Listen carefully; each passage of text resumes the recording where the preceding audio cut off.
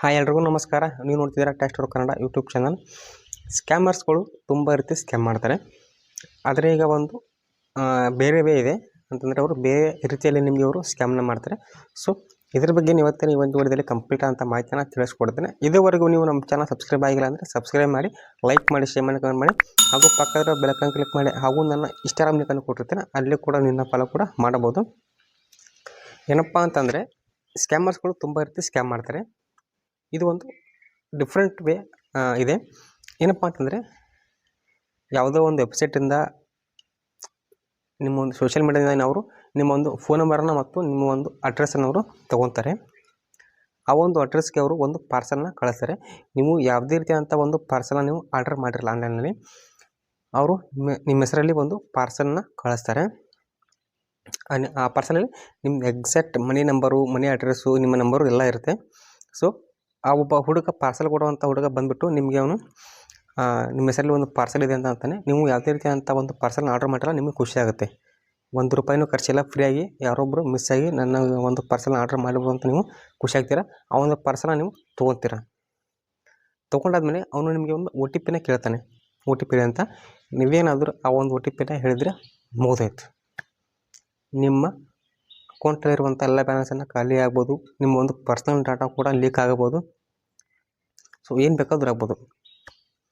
So ಅದಕ್ಕಾಗಿಯೇ ನೀವು order ಮಾಡದೇ ಇರುವಂಥ ಒಂದು ಪಾರ್ಸಲನ್ನು ನೀವು ರಿಸೀವ್ ಮಾಡ್ಕೊಳ್ಳೋಕ್ಕೆ ಹೋಗಬೇಡಿ. ಅವರು ಸ್ಕ್ಯಾಮರ್ಸ್ ಆಗಿರ್ತಾರೆ, ಅವರು ಸ್ಕ್ಯಾಮ್ನ ಮಾಡ್ತಾರೆ. ಸೋಷಿಯಲ್ ಮೀಡಿಯಾದಲ್ಲಿ ಆ್ಯಕ್ಟಿವ್ ಇರೋರಿಗೆ ಇದ್ರ ಬಗ್ಗೆ ಗೊತ್ತಿರುತ್ತೆ. ಇನ್ಸ್ಟಾಗ್ರಾಮಲ್ಲಿ ರೀಲ್ಸ್ ಕೂಡ ಇದ್ರ ಬಗ್ಗೆ ತುಂಬ ಜನ ರೀಲ್ಸ್ ಮಾಡಿದ್ದಾರೆ. ಸೊ ಅನ್ನೋನ್ ಯಾರಾದರೂ ನಿಮಗೆ ಒಬ್ಬ ಅನ್ನೋನ್ ಪರ್ಸನ್ ಯಾರಾದರೂ ಬಂದ್ಬಿಟ್ಟು ನಿಮಗೆ ನಿಮ್ಮ ಹೆಸರಲ್ಲಿ ಒಂದು ಪಾರ್ಸಲ್ ಇದೆ, ನಿಮಗೆ ಪಾರ್ಸಲ್ ಆರ್ಡರ್ ಆಗಿದೆ, ತೊಗೊಳ್ಳಿ ಅಂತ ಏನಾದ್ರು ಕೊಡೋಕೆ ಬಂದರೆ ತೊಗೊಳಕ್ಕೆ ಹೋಗ್ಬೇಡಿ. ತುಂಬ ಜನ ತೊಗೊಂಬರ್ತಾರೆ, ಫ್ರೀ ಇರುತ್ತಲ್ವ ಅಂತ ತೊಗೊಂಬರ್ತಾರೆ. ಬಟ್ OTP ಅವರು ನಿಮಗೆ ಒಂದು ಕೊನೆಯದಾಗಿ ಅವರು ನಿಮಗೆ OTP ಕೇಳ್ತಾರೆ. OTPನೇ ಹೇಳೋಕ್ಕೆ ಹೋಗ್ಬೇಡಿ. ಇಲ್ಲ ಅಂತಂದರೆ ಅವರು ಕ್ಯಾನ್ಸಲ್ನ ಮಾಡ್ತೀನಿ ಅಂತ ಹೇಳ್ತಾರೆ. ಸೊ ಅವರು ಕ್ಯಾನ್ಸಲ್ ಮಾಡೋದಕ್ಕೂ ಒಂದು OTP ಕೇಳ್ತಾರೆ. ನೀವು ಅವ್ರಿಗೆ ಹೇಳ್ಬೋದು, ನಾನು ಯಾವುದೇ ರೀತಿಯಂಥ ಒಂದು ಆರ್ಡ್ರನ್ನ ಮಾಡಿಲ್ಲ ಆನ್ಲೈನಲ್ಲಿ ಅಂತ ಹೇಳಿದ್ರು ಕೂಡ, ಹೌದಾ, ಓಕೆ, ಮಿಸ್ ಆಗಿ ಬಂದಿದೆ, ಇದನ್ನು ಕ್ಯಾನ್ಸಲ್ ಮಾಡ್ತೀನಿ, ಒಂದು OTP ಹೇಳಿ ಅಂತ ಹೇಳ್ತಾರೆ.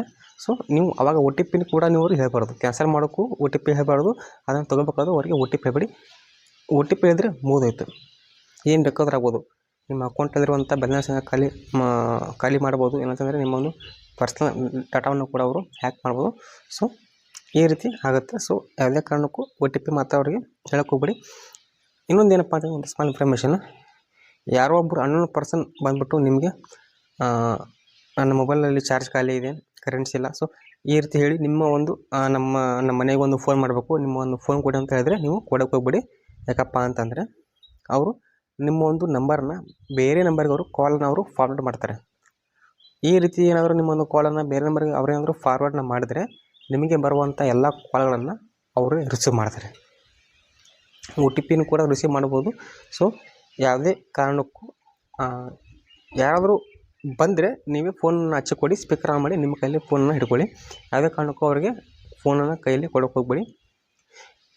ಸೋಷಿಯಲ್ ಮೀಡಿಯಾದಲ್ಲಿ ಆ್ಯಕ್ಟಿವ್ ಇರೋರಿಗೆ ಇದ್ರ ಬಗ್ಗೆ ಗೊತ್ತಿರುತ್ತೆ. ಸೊ ಹಾಗೆ ನಾನು ನಿಮಗೆ ಹೇಳಬೇಕು ಅನ್ನಿಸ್ತು, ಹೇಳಿದೆ. ನೋಡಿ, ಈ ರೀತಿ ಅನ್ನೋನ್ ಪರ್ಸನಿಂದ ಏನಾದರೂ ನಿಮ್ಮ ಮನೆಗೆ ಪಾರ್ಸಲ್ ಬಂದರೆ ಸೊ ಅದನ್ನು ತೆಗೆದುಕ್ಕೆ ಹೋಗ್ಬೇಡಿ.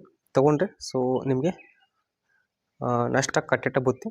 ಸೊ ಜಾಗೃತಿ ಮೂಡೋಕ್ಕೋಸ್ಕರ ನಾನು ವಿಡಿಯೋ ಮಾಡಿದೆ. ನೋಡಿ, ಈ ರೀತಿ ಎಲ್ಲ ಆಗಿರುತ್ತೆ. ನಿಮಗೂ ಕೂಡ ಈ ಥರ ಏನಾದರೂ ಅನ್ನೋನ್ ವೆಬ್ಸೈಟಿಂದ ಅನ್ನೋನ್ ಪಾರ್ಸಲ್ ಏನಾದರೂ ಈ ಥರ ಬಂದರೆ, ನೀವು ಆರ್ಡರ್ ಮಾಡದೇ ಇರುವಂಥ ಒಂದು ನೀವೇನಾದರೂ ಆರ್ಡರ್ ಮಾಡಿಲ್ಲ ಆದರೂ ಕೂಡ ನಿಮ್ಮ ಅಡ್ರೆಸ್ಗೆ ಒಂದು ಪಾರ್ಸಲ್ ಏನಾದರೂ ಬಂದಿದೆ, ಸೊ ಈ ಥರ ಏನಾದರೂ ಇದ್ದರೆ ಈ ಒಂದು ವಿಡಿಯೋ ಕೆಳಗಡೆ ಕಮೆಂಟನ್ನು ಮಾಡಿ, ನಾನು ಕಮೆಂಟನ್ನು ಓದ್ತೇನೆ. ಸೊ ಈ ಒಂದು ವಿಡಿಯೋ ಇಷ್ಟ ಇದ್ದರೆ ಲೈಕ್ ಮಾಡಿ, ಶೇರ್ ಮಾಡಿ, ಸಬ್ಸ್ಕ್ರೈಬ್ ಮಾಡಿ, ಕಮೆಂಟ್ ಮಾಡಿ. Have A nice day.